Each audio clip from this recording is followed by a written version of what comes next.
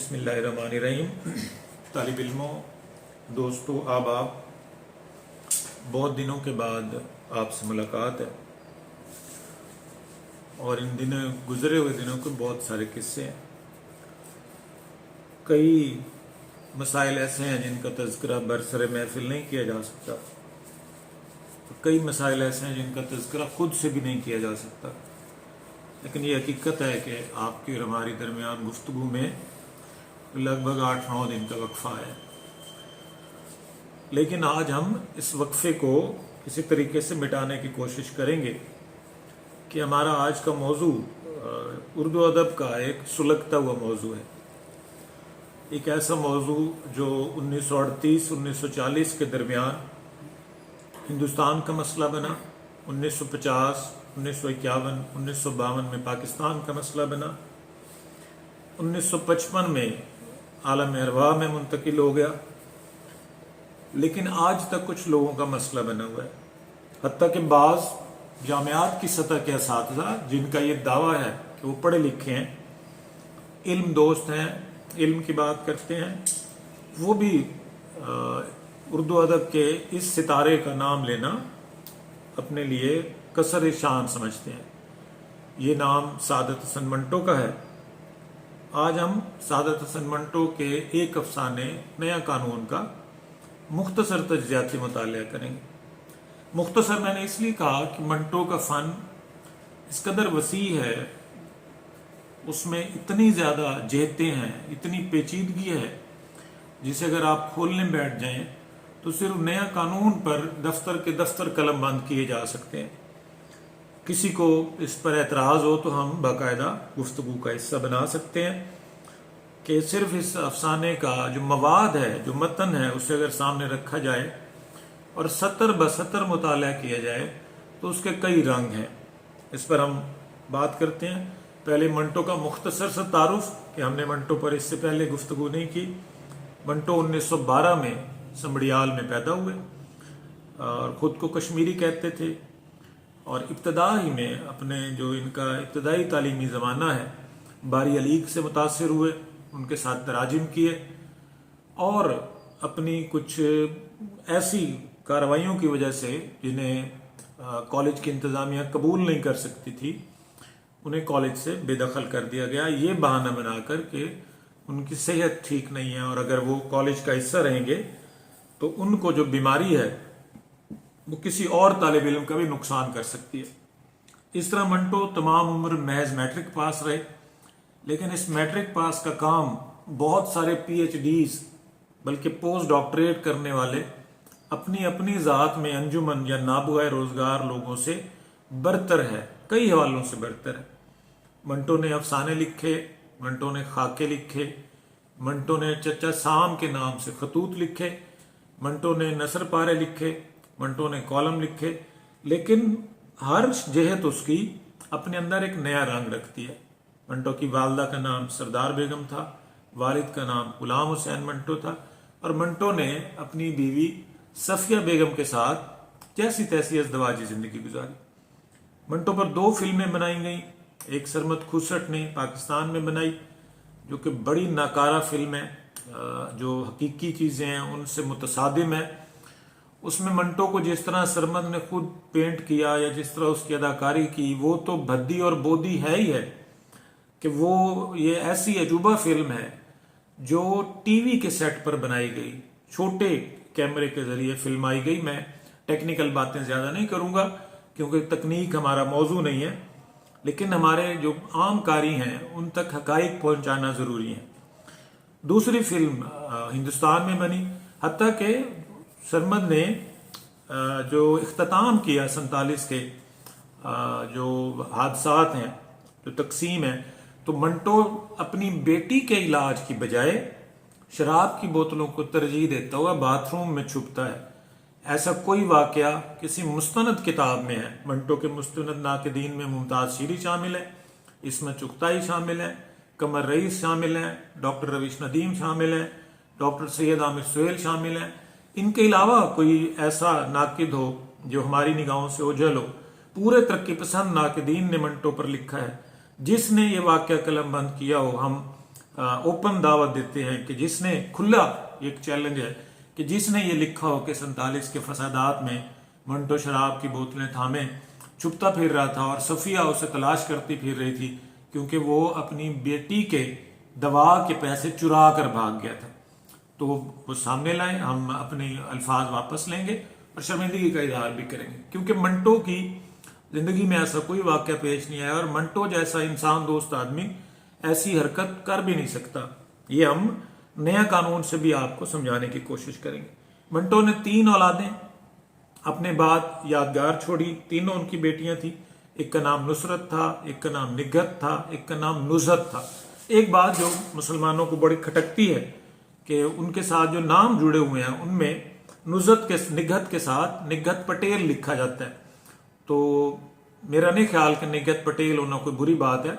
वो कराची में ही मुकीम है, बल्कि कुछ अर्सा पहले तक तो तीनों बहनें कराची में रहती थी और बड़ी कसम पुरसी की जिंदगी गुजार रही थी। मंटो खुद 1955 में हाल रोड लाहौर पर रहते हुए उनकी वफात हुई और लाहौर में ही उनको दफनाया गया। अगर अफसानी सिलसिले को सामने रखा जाए तो मंटो चूंकि प्रेमचंद के बाद हैं, तो प्रेमचंद ने जो दबिस्तान एक जिसकी बुनियाद रखी थी माशरती तफहीम के हवाले से, समाजी जो सूरत हाल है उसकी हकीकत निगारी के हवाले से, मंटो ने उसे बामे अरूज पर पहुंचाया। ये कहना कि मंटो बड़ा अफसाना निगार है, प्रेमचंद छोटा अफसाना निगार है, या ये कहना प्रेमचंद बड़ा अफसाना निगार है, मंटो छोटा अफसाना निगार है, ऐसे मबाइस मेरा नहीं ख्याल इल्मी मबाइस होते हैं। एक ही वक्त में बहुत सारे तख्लीककार अहम होते हैं, एक ही वक्त में बहुत सारे तख्लीककार बड़े होते हैं, क्योंकि बड़ा उन्हें उनका मतन बनाता है। ये क्रिकेट मैच नहीं होता जिनमें 2 टीमें मुकाबिल खड़ी हों, या गिल्ली डंडा नहीं होता जिनमें 2 लोग मुकाबिल खड़े होके कुश्ती के मैदान में एक दूसरे को गिरा कर पंजा आजमाई करके एक जीत जाता है और एक हार जाता है, एक बड़ा हो जाता है और एक छोटा हो जाता है।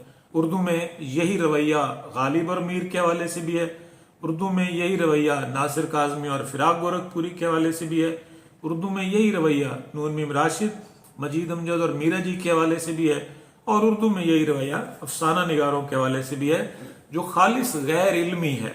इसी तरह के मुकाबला जात तारड़ साहब और कुर्रतुल-ऐन हैदर, मुस्तंसर हुसैन तारड़, अब्दुल्ला हुसैन और कुर्रतुल-ऐन हैदर के दरमियान भी कराए जाते हैं, जो हिंदुस्तान की इल्म दुश्मनी या फलसफा दुश्मनी या हकाइक को जमीन के तनाजुर में न देखने की रविश का नतीजा है। मंटो अपनी सतह पर अहम आदमी है जो प्रेमचंद का चौथा जमाना है। कल हम प्रेमचंद के अफसाने राय निजात पर भी बात करेंगे और ज्यादा तफसील से मंटो की अफसाना निगारी को सामने लाएंगे, लेकिन जो मंटो प्रेमचंद का चौथा जमाना है जिसे नाकदीन 1932 से 1936 तक फैलाते हैं 4 बरस में, जिसमें मंटो ने कफन जैसा अफसाना तख्लीक किया और सवा सिरघियों जैसा अफसाना तख्लीक किया। मंटो की इब्तदा ही इस मौजू से होती है। मंटो का पहला अफसानवी मजमुआ आतिश पारे के नाम से 1936 में छपकर मंजर आम पर आया। आपको याद रखना चाहिए कि 1936 हिंदुस्तान में तरक्की पसंद तहरीक के कयाम और बैक वक्त अरूज का जमाना है। ये वो जमाना है जब पूरे हिंदुस्तान में तरक्की पसंद तहरीक के नजरियात एक आग की तरह फैल रहे थे और हर रोज कई नए लोग इस नजरियाती कलम का शिकार हो रहे थे और इसके पीछे नारे लगा रहे थे। खुद प्रेमचंद ने इसकी सदारत की, गो प्रेमचंद ज्यादा वक्त इसका साथ न निभा सके और 36 में ही राह अदम को चल निकले, लेकिन मंटो ने उस जमाने में अफसाना लिखा और खूब जम कर लिखा। मंटो का जो पहला अफसानवी मजमुआ ही है जो 1936 में छपा, उसमें जो मंटो के दिबाचे की सतरें हैं, अगर आप उन्हें समझ लें तो आपको मंटो को समझने में बड़ी आसानी होगी। मंटो ने दिबाचे में लिखा कि मेरे ये अफसाने दबी हुई चिंगारियां हैं। अपने अफसानों के बारे में वो कह रहे हैं दबी हुई चिंगारियां हैं जिनको शोलों में तब्दील करना पढ़ने वाले का काम है। अब ये जो पढ़ने वाले का काम है, इसी ने सारी खराबी पैदा की। इसी ने खोल दो को जिनसी अफसाना बनाया, इसी ने काली शलवार को जिनसी अफसाना बनाया, इसी ने सरकंडों के पीछों में से पता नहीं कहां से जिन्स निकाल ली। हालांकि मंटो सरासर गैर जिनसी अफसाना निगार है, बल्कि मंटो तो औरत के वजूद की पिन्हाइयों से सरासर लाइल्म है। मैं एक और बात करता हूं कि कोई तालिब इल्म, कोई मुसव्विर, कोई नक्काद, कोई प्रोफेसर एक अफसाना ला दे जिसमें मंटो ने औरत के वजूद को बतौर जिन्स निगार खोला हो, उसने औरत के वजूद को लम्स के तनाजुर में, जिन्स के तनाजुर में, कुर्बत के तनाजुर में, विसाल के तनाजुर में पेश किया हो। इसके बरक्स मंटो अपने किरदारों के अंदर इंसानियत तलाश करता है, और मंटो के यहाँ जो हिंदुस्तानी मर्द है उसे बहुत हकीर मखलूक दिखाया गया है। मंटो का झुकाव औरत की तरफ रहा, उसके मौजूआत में तवाइफ एक बड़ा मौजू रही, उसके मौजूआत में पिसे हुए तबकात के लोग बड़ा मौजू रहे, उसके यहाँ जो जिसे आप निचली सतह कहते हैं, हिंदू जिसे निचली जात कहते हैं, और आप जिसे लोअर मिडिल क्लास कहते हैं पाकिस्तानी, क्योंकि आपने कलमे तौहीद पढ़ा है तो आप निचली जात कहना पसंद नहीं करते, और लोअर मिडिल क्लास कहकर या फुकरा कहकर, गुरबा कहकर अपनी जो ज़हनी तंगदस्ती है उसका इजहार करते हैं। तो मंटो उनकी आवाज बना। मुझे हैरत होती है जब लोग खोल दो को ये कहते हैं कि वो जिनसी अफसाना है, कि जब डॉक्टर एक मरीजा की बहुत ही बुरी हालत देखकर नर्स को कहता है कि वो खोल दे, खिड़की खोल दे, उसके मानी ये होते हैं, तो वहां एक नीम बेहोश लड़की अपनी शलवार का आजारबंद खोल देती है और उसको तलाश करता हुआ बाप उछलने लग जाता है कि मेरी बेटी जिंदा है। 3 मुख्तलिफ जाविये हैं, एक डॉक्टर का जाविया, एक बाप का जाविया, एक औरत का जाविया। औरत के लिए बाप और डॉक्टर मर्द हैं, बाप के लिए लड़की औरत नहीं है, वो सिर्फ बेटी है, और उस औरत के लिए एक ही मकसद है उसके यहाँ खोल दो का, जो उसके साथ मुसलसल कुछ मर्द कर रहे थे कि जिस कमरे में मर्द होंगे और एक से ज्यादा होंगे और वहां खोल दो की आवाज आएगी तो इसके एक ही मानी है कि अपनी शलवार का आजार बंद खोल दो। ये अफसाना कत्तन जिनसी नहीं है, बल्कि इस अफसाने से अजीब घुटन का एहसास होता है। और वो जो मंटो ने कहा कि मैं जो देखता हूं वो लिखता हूं, लफ्ज ब लफ्ज, हर्फ ब हर्फ सच दिखाई देता है। मंटो ने हिंदुस्तानी मर्द को कमाल खूबी के साथ, उसकी अयारी को, उसकी चीरादस्तियों को, उसके दिमाग पे छाई हुई जिन्स को आज अपने अतराफ देख लें, अपने तालिब इल्मों को देख लें, अपने स्कॉलर्स को देख लें, अपने दफातर में देख लें, खा वो दफातर बैंक हों, खा वो दफातर चैनल्स हों, प्राइवेट चैनल्स हों, सरकारी चैनल हों, खा किसी कॉलेज हों, स्कूल हों, आप देख लें कि आपके माशरे की अव्वलीन तरजीह क्या है। आपके माशरे की अव्वलीन तरजीह वही होगी जो उस डॉक्टर को अमलन जवाब दिया गया। मुमकिन है ऐसी मिसालें मौजूद हों, बड़ी तादाद में लोग ऐसे हों जिनका ये मौकफ ना हो या जिनका ये मसला ना हो, लेकिन यह हकीकत है कि गालिब तादाद ऐसे लोगों की है जिनके दिमागों पर जिन सवार है और औरत उनके लिए एक प्रोडक्ट से ज्यादा नहीं है। इसके बरक्स मंटो के लिए औरत एक इंसान है। यही वजह है कि वो ऐसी कहानियां लिखता है जिसमें औरतों का अंदर बाहर आता है। वो उनके चेहरों पर पाउडर लगवाता है, वो उनके जिस्मों की नुमाइश नहीं करता, वो उनके साथ एक ऐसी शदीद कोफ्त में मुब्तला होती हैं कि वो कुत्ते को अपने करीब लाना पसंद करती हैं बजाय मर्द के।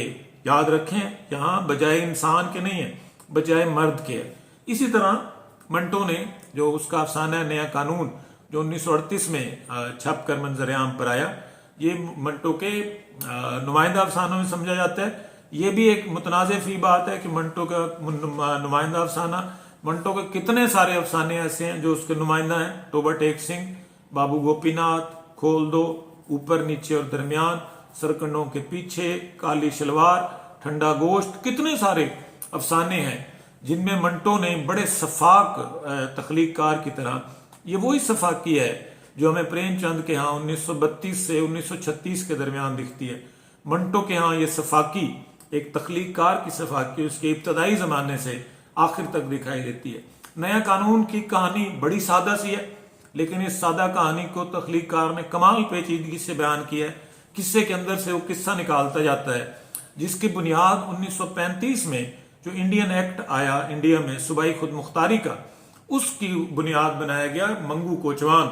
इसका बुनियादी किरदार है जो एक सादा आदमी है, जल्दबाज है, जज्बाती है, जो अंग्रेजों से खूब नफरत करता है, जो चाहता है कि गोरे उसका मुल्क छोड़कर चले जाएं, जो चाहता है कि वो अपने मुल्क में खुद हुकूमत करे, जो चाहता है कि उस पर बेजा महसूलात का बोझ ना हो, जो चाहता है कि हिंदुस्तान की सरजमीन उसकी सरजमीन रहे।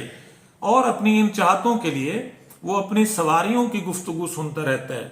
आप थोड़ा सा पीछे चले जाएं, आज का जमाना रेल का जमाना है, उबर का जमाना है, क्रीम टैक्सी का जमाना है, कार का जमाना है, वैगन और बस का जमाना है, लेकिन मंटो का जमाना तांगे का जमाना है, जहां एक कोचवान होता है, एक घोड़ा होता है, एक रेड़ा होता है जो घोड़े के जिस्म के दो अतराफ दो बांसों के साथ, और उसकी जीन उसके गिरदन के गिर्द डाली जाती है, और एक कलगी नुमा एक सिरा उसके सर पर बांध दिया जाता है, और वो घोड़ा टक टक करता हुआ उस रेड़े को खींचता है, जिस पर अमूमन 6 सवारियां बैठी होती हैं और वो किराया अदा करती हैं, और जो कोचवान है वो इसके जरिए अपनी रोजी कमाता है।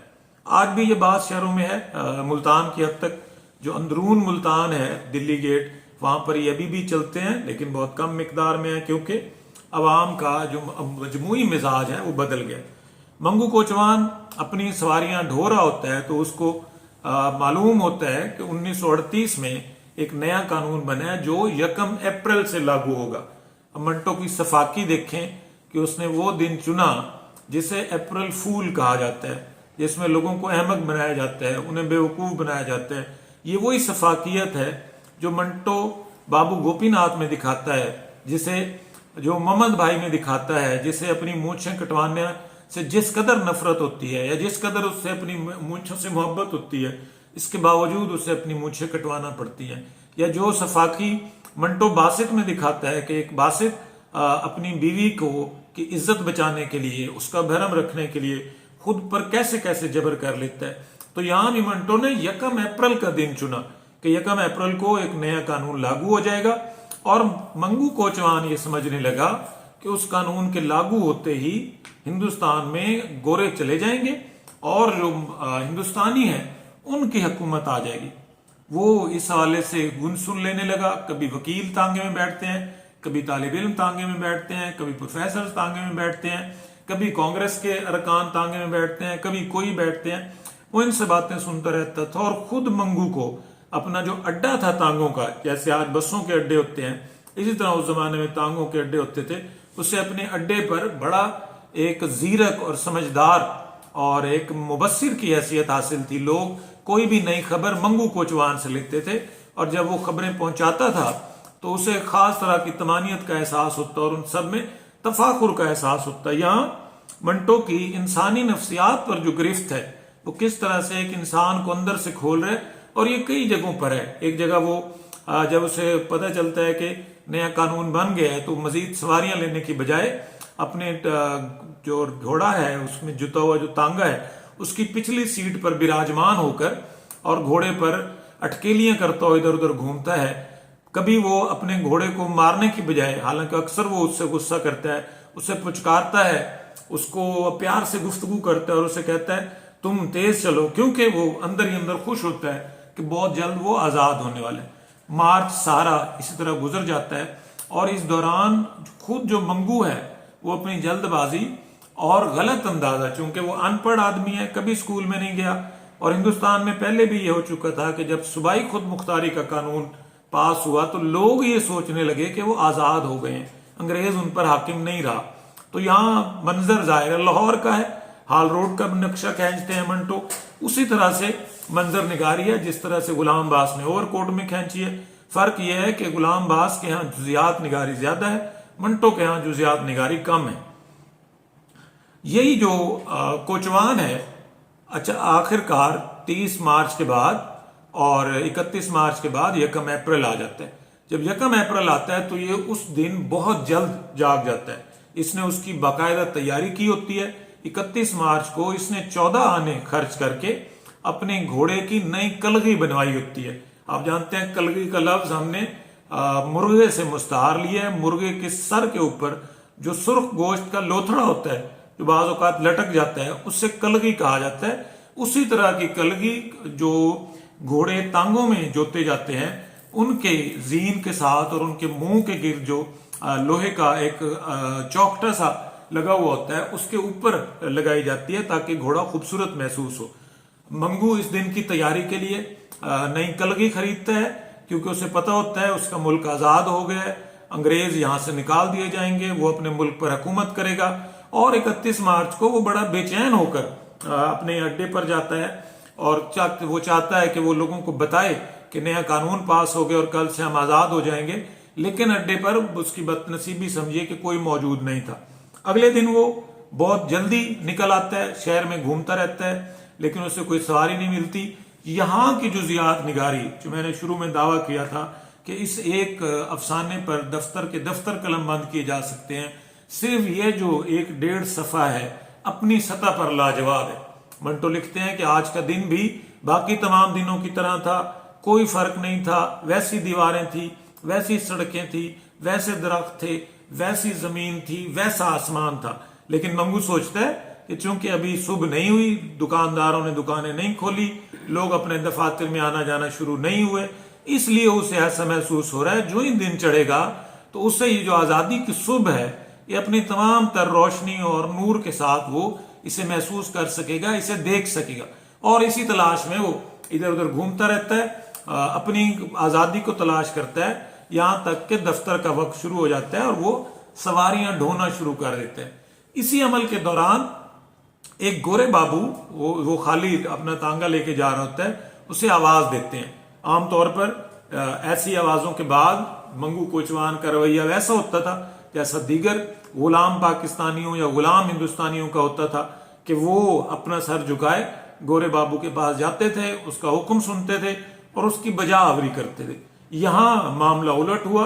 मंगू कोचवान ने निहायत नखुवत, निहायत गुस्से, हकारत और नफरत भरी निगाहों से उसे देखा और पहले उसने चाहा कि वो गोरे को बतौर सवारी न ले, लेकिन फिर उसने सोचा कि मैं इससे पूरे पैसे लूंगा कि मैंने 14 आने खर्च किए हुए हैं कलगी खरीदने पर और मैं आज इसको बताऊंगा अंग्रेजों की औकात क्या है। वो खुद से मुकालमा करता हुआ वो घोड़ा मोड़ता है, सड़क की दूसरी तरफ जाता है, गोरे को बिठाता है और बैठने के साथ ही उसे कहता है कि भाई इतना किराया होगा। गोरा उसको बहस करने लगता है कि ये किराया कैसे, बीच में टांगे पे बैठ जाता है, उनके दरमियान तूल तकरार हो जाती है। तूल तकरार में अब दोनों तरफ से नफरत है। फिर मैं वजाहत कर रहा हूं कि मंटो ने 70 पर मुमताज शीरी ने कहा अपनी किताब मंटो नूरी नारी में कि मंटो का ये ऐसा अफसाना है जिसमें कहीं कोई झोल नहीं है, जिसमें कहीं कोई कसर नहीं है, कोई आंच नहीं रहती। यहां अंग्रेज बला की नफरत के साथ मंगू को देख रहा है और मंगू बला की नफरत के साथ अंग्रेज को देख रहा है और आखिरकार उनके दरमियान हाथापाई हो जाती है। मंगू कोचवान अंग्रेज को मारने लग जाता है, वहां शोर मच जाता है, लोग आकर छुड़ाते हैं। मंगू चीख रहा है कि नया कानून आ गया, अंग्रेजों को निकालो, ये वो बड़ी एक वसीली जबान का इस्तेमाल है और अंग्रेज के तलब करने पर वहां पुलिस आ जाती है, मंगू कोचवान को पकड़कर ले जाती है। मंगू कोचवान को जब थाने में ले जाया जाता है तो उसे बैरक में बंद कर दिया जाता है और वो वहां चीखता रहता है कि नया कानून आ गया है, नया कानून आ गया है। लेकिन कोई थानेदार, कोई सिपाही, कोई स्टेशन हेडक्वार्टर ऑफिसर उसकी बात नहीं सुनता और उसे जेल में डाल दिया जाता है। इसके साथ ही कहानी खत्म हो जाती है। लेकिन कहानी खत्म नहीं होती, यहां से कहानी का एक नया रंग शुरू होता है जो हिंदुस्तान के सादा लोगों और उस पर मौजूद जो नौआबादियाती गुमाश्ते हैं और जो उनके सहूलतकार हैं उनकी तस्वीरकारी पर मबनी है। मंटो ने मंगू की सूरत में हिंदुस्तान में जो आम मजदूर है उसको अलामत बनाया है। मंटो ने 1 अप्रैल की सूरत में जो मुकन्निना है, जो कानून साजी करते हैं, उनकी चालबाजी को जाहिर किया है। मंटो ने उस अंग्रेज जो सवारी है उसके जरिए से इस्तेमार की चीरादस्तियों का बयान किया है और मंटो ने उस घोड़े के जरिए से, तांगे के जरिए से, लाहौर की सड़कों के जरिए से, लाहौर की मार्केटों और वहां पर मौजूद कोचवानों के जरिए से इस मुआशरे की जो समाजी हयात है उसे बयान किया है। आप इस अफसाने को पढ़ें, आप जब भी इस अफसाने को पढ़ेंगे आप एक नई लज्जत महसूस करेंगे और आपको पता चलेगा कि जो 1940 का हिंदुस्तान है जहां हर तरफ इनकलाब के नारे बुलंद हो रहे हैं, जहां हर तरफ लाल इनकलाब की बातें की जा रही हैं, जहां हर तरफ ये कहा जा रहा है कि बहुत जल्द रूस की तरह हिंदुस्तान भी आजाद हो जाएगा, अंग्रेज अपने घर को चले जाएंगे, यहाँ हर तरफ हरियाली ही हरियाली होगी और मंगू कोचवान भी वो हरियाली देखना चाहता है। लेकिन दीगर तमाम पाकिस्तान, आज के पाकिस्तानियों की तरह और उस वक्त के हिंदुस्तानियों की तरह वो इस्तेमार के सामने हार जाते हैं और उन्हें पाबंदे सलासिल किया जाता है, उन्हें जेल में डाल दिया जाता है, उनकी तज़हीक की जाती है, उनको बेइज्जत किया जाता है, उनसे उनके हकूक छीने जाते हैं और बदले में उनके साथ एक ऐसा रवैया रखा जाता है जो गैर इंसानी रवैया होता है। और मंटो का जो बुनियादी एक अलमिया है, जो उसकी तहरीर का अलमिया है, وہ انسان کی فضیلت پر اٹھائے گئے سوالات یا انسان کو بطور انسان سمجھنے کی بجائے بطور جانور سمجھ کر اس کے ساتھ رویہ رکھنے کی کہانی ہے. کیونکہ منٹو اس زمانے کا آدمی ہے جب سرمایہ داری کا عفریت اپنے پر پھیلا رہا تھا، اور منٹو نے وہ باتیں اس زمانے میں کی جن کی جرت آج کا افسانہ نگار بھی نہیں کرتا.